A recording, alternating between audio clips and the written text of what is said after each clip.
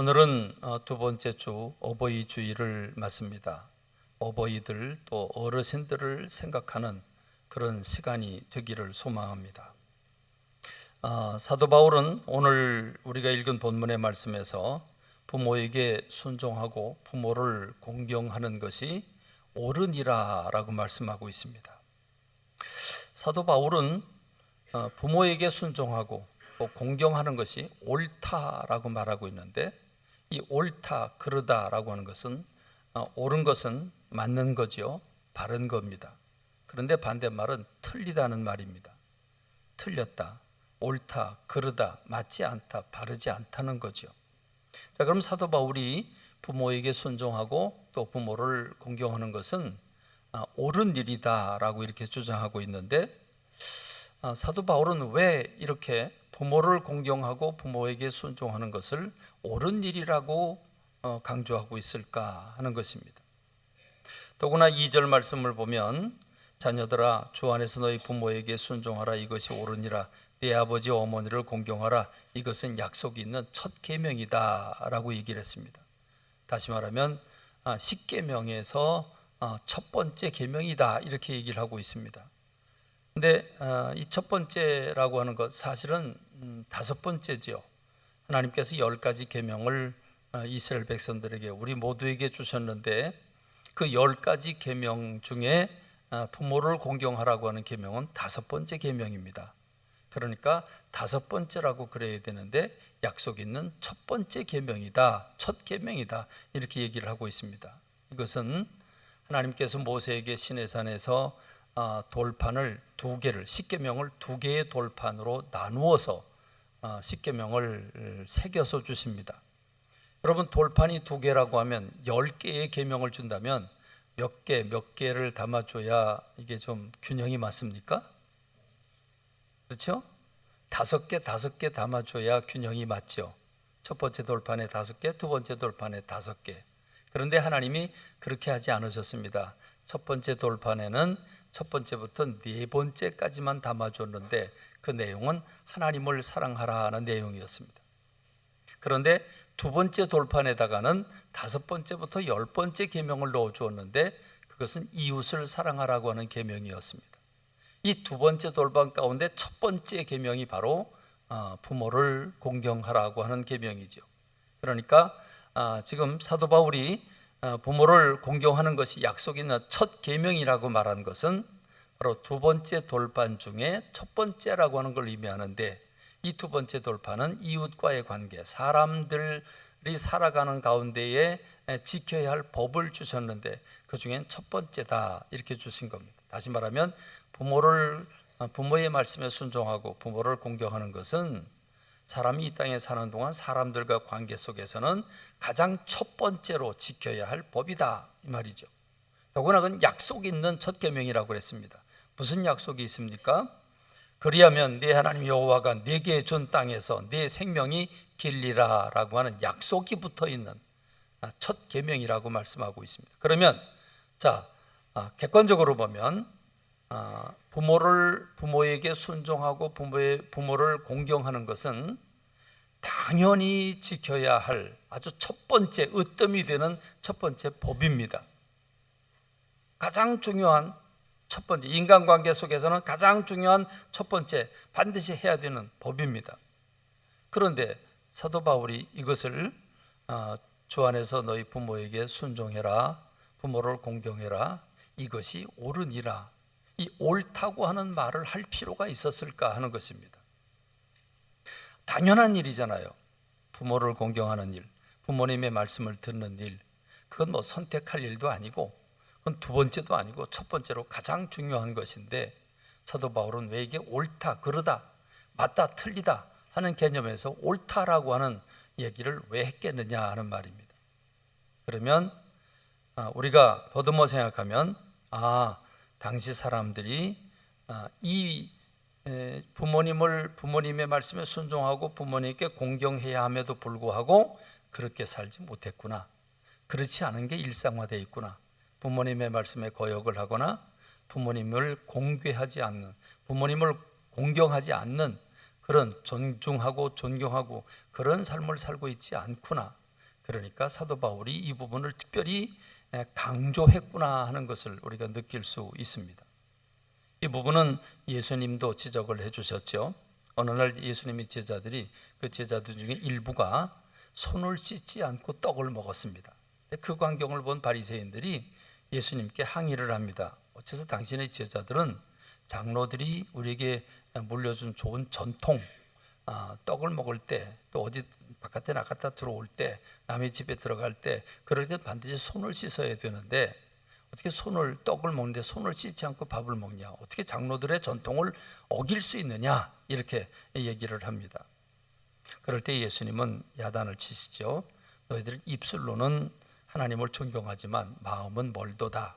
그러면서 분명히 십계명에 부모를 공경하라고 했고, 또 아버지나 어머니를 모욕하는 자는 죽임을 당하리라. 이 부모를 공경하는 차원에서 넘어서 가지고 레위기에 있는 또 다른 말씀, 아버지나 어머니를 모욕한 자는 죽임을 당하리라는 말씀까지 있는데, 너희들은 어찌 장로의 유전이라고 하는 구실을 삼아서 부모를 공경하는 일을 회피하느냐라고 말합니다. 그 얘기는 바로 고르반이라고 하는 말 때문에 생겼습니다. 코르반이라고 하는 말은 어떤 땅이나 어떤 돈이나 어떤 그 재물이 있을 때, 어떤 그 가치가 있는 것이 있을 때 그것으로 부모님을 공개해야 되고 부모님을 공경해야 되는데 그게 아까워서 이 돈은, 이 땅은 코르반이다라고 선포를 하면, 그러면 부모님에게 드리지 않아도, 또 부모님을 공경하지 않아도 된다라고 예외 조항을 준 겁니다. 왜냐하면 하나님하고 부모하고 똑같이 놓고 보면 하나님이 먼저지 부모가 먼저는 아니지 않습니까? 그러니까 장로들의 전통을 어떻게 만들었냐면 이런 경우엔 예외 경우다. 자, 이게 돈이 있는데, 여기 땅이 있는데 이건 하나님 앞에 드릴 거다라고 이렇게 고르반이라고 선포를 해놓으면 부모님께 드리지 않아도 용납이 된다라고 이렇게 법을 정해놓은 겁니다. 그러니까 한마디로 말하면, 자, 부모를 공경해라. 그리고 너희가 아버지나 어머니를 모욕한 자는 죽임을 당하리라고 하는 무서운 계명까지 있는데, 너희는 어째 고르반이라고 말만 하면 그러면 부모님을 공경하지 않아도 된다고 말하냐?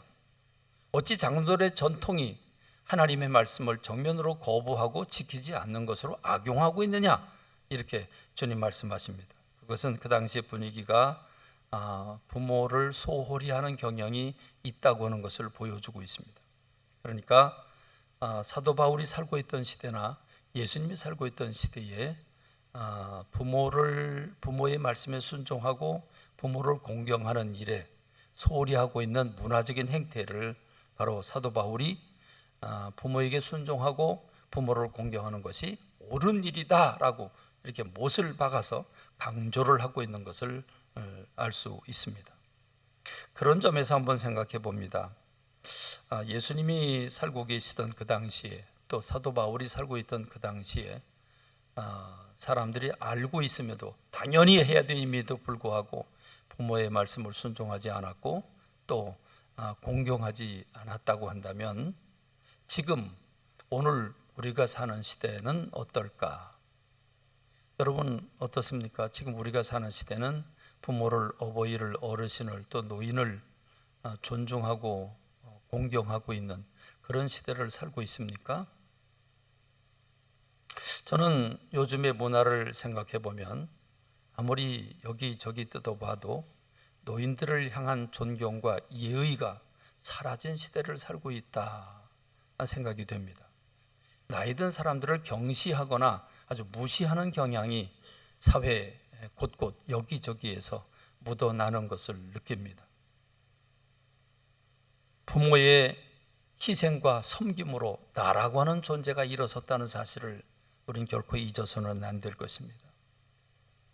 두 번째는 모든 부모는, 모든 어버이들은, 모든 어른들은 우리들에게 인생 선배가 된다는 사실을 기억해야 합니다. 우리가 선배라고 하는 존재가 누구입니까? 내가 앞으로 겪어야 할 내가 앞으로 살아가야 할 길을 먼저 걸어간 사람이 선배 아니겠습니까? 그렇습니다. 저는 요즘에 연세 드신 분들의 움직임, 연세 드신 분들의 그 말을 말씀하시는 이게 하나하나를 귀담아 듣습니다. 그냥 흘려버리지 않습니다. 그러면 여러분, 우리가 어른들의 말을 무시할 게 아니라 나이가 드신 선배는 인생을 살아보니까 저렇구나, 저런 생각을 하게 되는구나. 그럼으로써 그러면 지금 내가 어떻게 해야 될까? 나는 아직 몇 년 더 살아야 되는데 그럼 내가 지금 어떤 행동을 해야 되고 무엇을 버리고 뭘 취해야 될까? 그러면 여러분, 그 선배를 바라보면서 인생 후배인 나는 어마어마한 득을 얻게 될 것입니다. 그러니까 나이 드신 분들을 선배로 깎듯이 존중해줘야 그 사람에게 유익이 있다는 말입니다. 세 번째는, 지금의 어르신들은, 지금의 적어도 80대, 90대를 살고 있는 지금의 어르신들의 세대는 우리 모두가 정말 감사해야 될 분들입니다. 왜냐하면 우리나라가 전쟁을 하고 그 전쟁터에서 죽느냐 사느냐 정말 사선을 넘어가면서 생명을 부지했고, 생명을 부지했지만 전쟁이 끝난 뒤에 모든 것이 다 폐허가 된 이 대한민국, 그 대한민국을 오늘의 대한민국으로 만들어 놓은 그 밑거름이 바로 이 어르신들 때문에 만들어졌다는 사실을 우리가 생각하면 우리는 조건 없이 무조건 이 어르신들을 무시할 게 아니라 정말 그분들 때문에 오늘 우리가 이 세계 경제 10위권 안에 들어가는, 우리나라도 선진국 안에 들어가는 이 놀라운 열매를 우리가 맛볼 수 있게 됐다고 하는 것을 생각해 보면 우리는 무조건 감사해야 됩니다. 여러분, 지금 52시간 토요일은 근무도 하지 않고, 여러분 이거 생각하면 상상을 할 수 없는 그런 우리 어른들의 삶이었죠. 그렇습니다. 우리는 그분들의 노력과 그분들의 헌신을 결코 잊어서는 안 될 것입니다. 무엇보다도 네 번째로, 우리 어르신들에게는, 우리 부모님들에게는 내가 가지고 있지 않은, 아직 경험해보지 못한 엄청난 노하우들이 있습니다. 경험들이 있다는 말입니다. 여러분, 경험이라고 하는 건 대단히 중요하죠. 요즘은 유튜브라고 하는 게 있어서 경험을 많이 공유할 수 있어서 참 좋습니다. 그런 점은 아주 좋지요.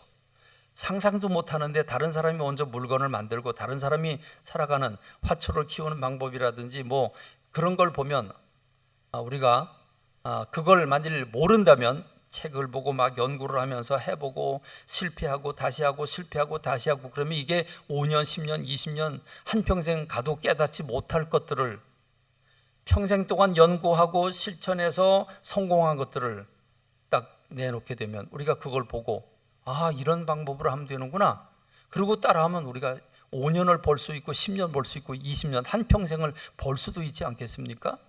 다시 말하면 나이 드신 분들은 많은 경험을 했어요. 특별히 경험 중에서도 성공한 경험보다 실패한 경험을 많이 했어요. 이렇게 하면 안 된다라고 하는 걸 많이 경험했어요. 당신은 실패했어요. 몸도 망가졌고, 그리고 삶도 망가지고, 재정적으로도 많지 못해요. 그러나 그럼에도 불구하고 인생은 이렇게 살아가야 한다고 하는 노하우가 있는 겁니다. 그 경험이 있고 지혜가 있는 겁니다. 그런데 젊은 사람들이 지금 현실의 지식, 지금 최근에 이루어지는 지식에 좀 무지하다고 어른들을 무시하고 경시를 하게 되면 어마어마한 지혜를 발로 차버리는 결과가 되고 맙니다. 그러므로 우리 자녀 세대는, 인생 후배들은 나이가 드신 분들의 말 한마디, 그냥 말 한마디, 지나가는 말 한마디 하는 것 같지만 그 한마디가 수십 년의 인생 노하우가 다 담겨 있다고 하는 사실을, 그 인생이 담겨 있고 땀이 담겨 있고 실패가 담겨 있다는 사실을 기억해야 됩니다. 특별히 다섯 번째로, 나이가 드신 분들을 영성을 생각해야 합니다.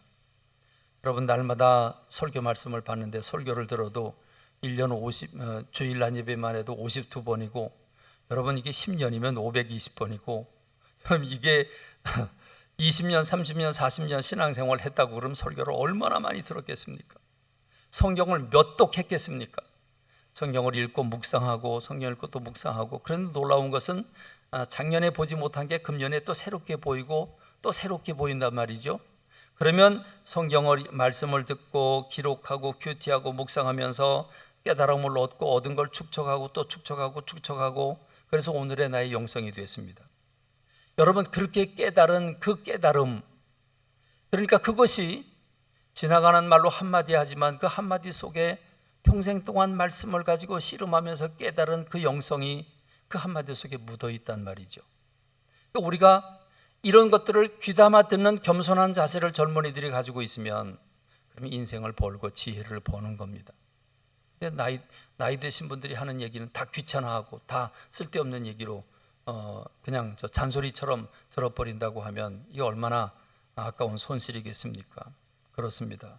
아무리 인터넷이 대단하고 새로운 정보가 중요하고 효과적이라고 할지라도 연륜이 쌓이고 터득한 지혜는 젊은이들이 얻을 수 없는, 그거는 뭐 죽었다 깨나도 그걸 얻을 수 없는 시대를 살고 있기 때문에 저는 이 어른들의 이런 영성과 어른들의 삶을 통해서 얻어진 이 노하우들을 젊은이들이 겸손하게 받을 때 큰 은혜가 될 것을 믿습니다. 그런 점에서 저는 생각합니다. 성경은 우리에게 분명히 말씀하고 있죠. 레위기 19장 32절에 보면 너는 셋머리 앞에서 일어서고 노인의 얼굴을 공경하며 네 하나님을 경외하라. 나는 여호와니라. 자, 이 말씀, 레위기 19장 말씀 속에 굉장히 깊은 진리가 숨겨 있는데 어르신들을 존중하고 존경하고 또 공경하라고 하는 것 아니겠습니까? 그 삶을 인정하고 공경해라. 그런데 자, 너는 셋머리 앞에서 일어서고 예의를 갖추라고 하는 거죠. 그게 존중하고 존경하는 거죠. 그리고 공경하라. 그럼 어른들의 쓸 것을 공급하고 또 그분들을 즐겁게 해드려야 된다. 그런데 자, 너는 셋머리 앞에서 일어서고 노인의 얼굴을 공경하며 네 하나님 여호와를 경외하라. 나는 여호와다. 그럼 여기에서 노인을 얘기하면서 왜 하나님을 경외하라는 얘기를 덧붙였을까요? 왜 여기에다가 연결고리로 하나님을 경외하라고 한 얘기를 연결시켰을까요? 그렇습니다. 부모님은 눈에 보이는 하나님이십니다. 그렇습니다. 하나님이 부모를 통해서 일하고 계시기 때문입니다. 그렇습니다. 우리는 눈에 보이는 부모님께 순종하지 못하고 눈에 보이는 부모님을 공경하지 않는다고 하면서 어떻게 하나님을 공경할 수 있겠습니까? 어려운 얘기일 것입니다. 그러므로 노인의 얼굴을 공경하고 하나님을 경외하라. 나는 여호와다라고 주님이 말씀하고 계시는 겁니다. 잠언 23장 22절에 보면 너를 낳은 아비에게 청종하고 네 늙은 어미를 경히 여기지 말라 그랬습니다. 젊은이들은, 자녀들은 부모가 뭐라고 얘기를 하려고 그러면 벌써 마음에서 거부 반응부터 일으키죠. 그렇지 않습니까? 특별히 늙은 어미는 더하죠. 아버지 얘기도 잘 안 듣는데 늙은 어미가 뭐 힘이 있습니까? 능력이 있습니까? 무슨 뭐 어마어마한 최신 지식을 가지고 있습니까? 그러니까 늙은 어머니가 할 수 있는 말은 뻔해요. 일찍 자라, 밥 빼먹지 말고 먹어라, 급하게 길 걷지 마라, 뭐 이런 얘기 할 텐데 그 얘기하면 아유 엄마는 뭐 그런 얘기를 하냐고 그러고 늙은 엄마를 경시하게 돼 있습니다. 그런데 그러지 말라는 거죠. 십계명은 네 부모를 공경하라. 잠언 1장 8절은 내 아들아 네 아비의 훈계를 받으며 네 어머니의 법을 떠나지 마라 말씀하고 있습니다. 오늘 우리가 읽은 에베소 6장 1절로 3절의 말씀 속에서도 이것이 옳다, 약속 있는 첫 계명이다 라고 말씀하고 있습니다. 그러면 우리가 어떻게 공경해야 될까요? 저는 잠언 23장 25절이 그 답을 주고 있다고 믿습니다. 네 부모를 즐겁게 하며 너를 낳은 어미를 기쁘게 하라 그랬습니다. 어르신들을 즐겁게 하고 기쁘게 할 수 있는 인생 후배들이 되기를 주님의 이름으로 축원합니다. 어르신들을, 여러분 부모를 즐겁게 하고 너를 낳은 어미를 기쁘게 하라고 하는 주님의 말씀을 우리가 깊이 새기고 행동으로 옮기는 자녀들 되기를 주님의 이름으로 축원합니다. 그러면 약속 있는 이 계명이기 때문에 약속이 이루어지는데 그리하면 네 하나님 여호와가 내게 준 땅에서 내 생명이 길리라 이로써 내가 잘 되고 땅에서 장수하리라. 내 아들아, 네 아비의 훈계를 들으며 네 어머니의 법을 떠나지 말라. 이는 네 머리에 아름다운 관이요 네 목에 금사슬이라 그랬습니다. 어버이 주를 맞으면서 어르신들을 생각하고 부모님을 생각했습니다. 이 말씀이 여러분의 삶을 더 견실하게 바꿔주는 은혜가 있기를 간절히 소망합니다. 그러면 노년에 계신 분들은 어떻게 살아야 될까요? 제가 매년 어버이 주일 때면 꼭 빠뜨리지 않고 말씀드리는 게 있습니다. 75세 되신 어르신이 제 앞에 이런 얘기를 합니다. 목사님, 노인이 되면요, 첫째는 말이 많아요. 두 번째는 잘 삐져요. 세 번째는 고집이 세요. 그 얘기를 하는데 제가 그분 얼굴을 빤히 보면서 그게 당신인데요? 제가 속으로 그 생각을 했습니다. 지금 그 말씀하시는 그게 당신이에요. 그렇게 말은 안 했습니다. 안 했습니다만은 우리 어른들은 어떻게 살아야 되겠습니까? 어른들에게 부탁을 드리겠습니다. 젊은이들은 똑똑해야 됩니다. 그런데 나이 드신 분들은 덕이 있어야 됩니다. 예수 그리스도를 닮아야 됩니다. 예수 그리스도를 닮으면 덕이 생깁니다. 덕이 그 사람의 인격을 말씀해 주고 있습니다. 그러므로 조금 전에 말씀드린 대로 우리 나이 드신 여러분들 삐지지 마시기를 바랍니다. 나이 드신 여러분들 쉽게 화내지 않기를 간절히 소망합니다. 나이 드신 여러분들 고집 부리지 마시기 바랍니다. 젊은이들은 뭐라고 말하면 틀린 거 뻔히 알면서 아 그런가? 그럴 수도 있겠구나 그러고 넘어가 주시길 부탁을 드립니다. 나중에 그거 다 깨닫게 돼요. 깨달으면 야 저분이 내가 틀린 거 알면서도 다 받아줬구나. 그거 나중에 엄청나게 존경하게 돼요. 그 자리에서 부득부득 아니라고 우겨서 얻으면 여러분 승리하면 뭐가 그렇게 유익이 되겠습니까? 그러므로 여러분 우리 젊은이들의 얘기를 들어주시기 바랍니다. 우리 젊은이들을 세워주시는 어르신들 되기를 주님의 이름으로 축원합니다. 끝으로 저는 공자 얘기를 좀 하고 싶습니다. 공자가 얘기한 거 다 맞아요. 그런데 성령님의 도움이 없어서 실천이 안 되는 거지 이론은 맞아요. 공자가 얘기한 유명한 게 있죠. 15살에 이제 학습에 들어가고 공부하는 꿈을 키우고 30살에 뜻을 세우고 40살에 이제 40살에는 불혹, 그래서 어떤 유혹에도 이길 수 있는, 그래서 40이면 자기 얼굴에 책임져야 된다라고 하는 얘기가 거기서 나오고 50이 되면 지천명, 하늘의 뜻을 안다. 그렇죠. 주님의 뜻을 알아야 되지요. 지천명. 50쯤 돼 신앙생활을 했는데 하나님의 뜻을 모르고 경거망동한다면 그건 잘못 살은 거죠. 60쯤 되면 어떻게 살아야 되겠습니까? 공자님이 뭐라 그랬냐면 이순해야 된다 그랬어요. 어떻게 해야 된다고요? 귀가 순해지시기 바랍니다. 귀가 순해야 됩니다. 뭐 듣는 대로 그렇게 어떻게 다 대꾸하고 듣는 대로 다 화를 내고 듣는 대로 뭐 이기려고 고집부리지 말고 그렇구나 그리고 허허 웃어주는 여러분들 되길 간절히 소망합니다. 70이 되면 종신소욕 불유구라 그랬습니다. 70쯤 되면 내가 하고 싶은 거 뭐든지 해도 법에 저촉되지 않는다. 다시 말하면 자유를 누릴 수 있는 사람이 된다는 것입니다.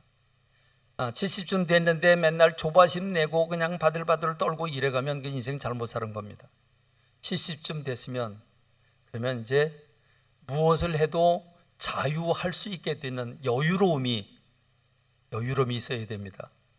이렇게 말하는 제가 뜨끔한데 그럼에도 불구하고 그래야 되지 않겠습니까? 우리 어르신들은 존경받을 수 있는 그릇을 만드는 어르신들이 되고 젊은 사람들은 인생 후배들은 어르신들을 존경하는 저와 여러분이 되기를 주님의 이름으로 축원합니다. 기도하겠습니다.